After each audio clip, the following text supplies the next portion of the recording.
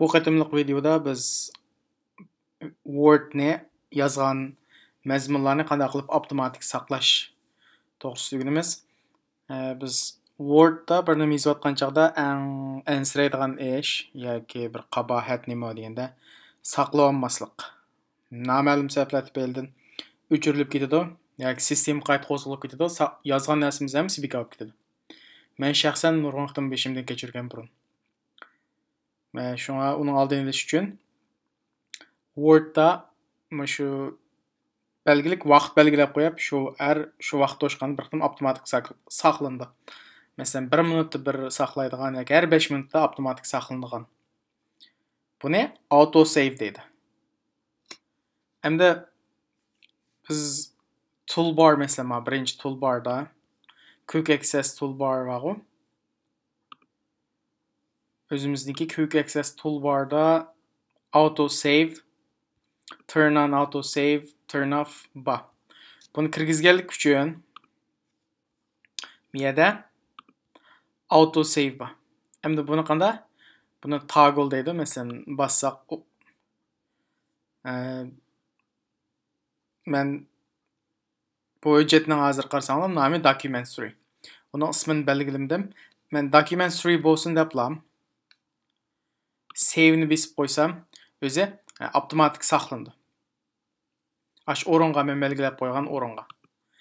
Ammo men qancha minutda bir saqlash uni qanday cho'qim saplashim kerak, o'zim configure qilishim kerak. Configure degani ham saplash.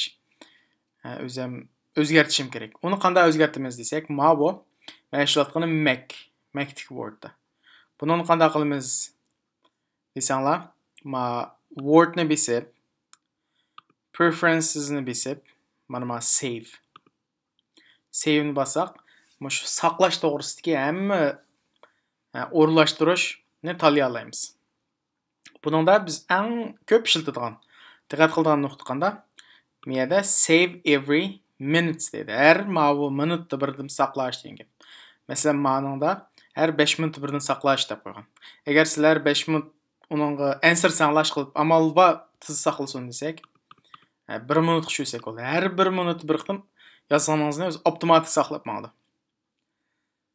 Ondan agar biz shu yozayotgan hujjatni bir backup degani yana bir zapas birini saqlab qo'ymay bir kopiyasini demoqchi bo'lsak, ma'ni tanlab qo'ysak, bir zapas saqlanib qo'yadi degan. Undan boshqa biz saqlamoqchi bo'lgan, masalan, saqlamoqchi bo'lgan hujjatning formatini tanlay olamiz. Masalan, biz 97-yilning 2003 formatmi Word'ningki. Yoki shu eng yangi nashdagi Word dokumentmi yoki PDF shaklda saqlamda saqlagan chog'da. O'zimiz qanday tanlay olamiz. Undan keyin bu masalan, ma'ning ismini men favqulodda ism qo'ymag'achqa documentary deb qo'ydi. Nima deb ism qo'yib olsak bo'ldi? Buni o'z beti docs shaklida qanday saqlandi. Bizning tanishadigan ham shu. Bo'ldi, tanishildi. Endi men bayam ichib qo'ydim-ku auto save'ni miya toggle'dan. Buni endi bizning nima yozaylik har minutda saqlab qo'yadi.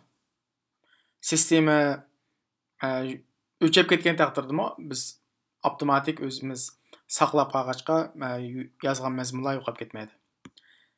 Hamda bu Mac Word'ningki shakli. Hamda Windows'ningki qanday yozamiz desak, agar siz Word'ni Windows'da ichayotgan bo'lsangiz, masalan, musholatda bo'ldi. Word Windows'da ichiladi odatda. Buning o'xshash yana auto save ba, buningki bu toolbarda, ya'ni jabduq taxtasida biz bu to'g'risida maxsus bir video to'xtalgan, shuni ko'rib olsanglar bo'ldi. Agar auto save'ni chiqarishni bilmasanglar yoki chiqmaganlar bo'lib qolsa. Hamda buning saqlashningki boshqacha qanday kiramiz desak, faylni bosamiz birinchi qadamda. Faylni bosgandan keyin bu ekran start screen boshlash ekrani ochiladi. Undan keyin buningda biz optionsni tanlaymiz ikkinchi qadamda. Optionsni tanlab word options içildi. Bunun da mesela bu Mac'ninki bilen bek okşup ketidi. Mesela ma customize ribbon lintini customize özümüzden kalgan şekilde özgertiş. Ma quick access toolbar en üstüne özgertiş. Bu saving ne? Mana save'ni basmız. Save'ni bassak oldu. 4-nji kademde yani bu save'ni basılgandan keyin bu mu Word Mac'ninkiga okşap ketidi. Miyada bizga eng muhim işletadigan narsa her bir minut qanchani saqlash. Save author cover information every qanda mana 10 minutes depdi. Buni ustiga astiga chekish orqali yoki bevositalam o'chirib 0 o'chirasangiz 1 qoladi. 1 minutni bir saqlaydigan qilsak bo'ldi. Bundan keyin qayerga saqlanamiz degan chaqda miyadan özümüz saqlamoqchi bo'lgan hujjatning o'rni andan keyin miyaga saqlamoqchi bo'lgan asldagi sukut oldidagi o'rnini tanlay olamiz. Lekin biz uchun eng muhim narsa qanchalik vaqt bir qilib saqlash, andan keyin bu hujjatni saqlagan chaqda qaysi format saqlash. Mac bilan o'xshaydi. Tanlab bo'lgandan keyin OK ni besib bo'ldi. Ashu.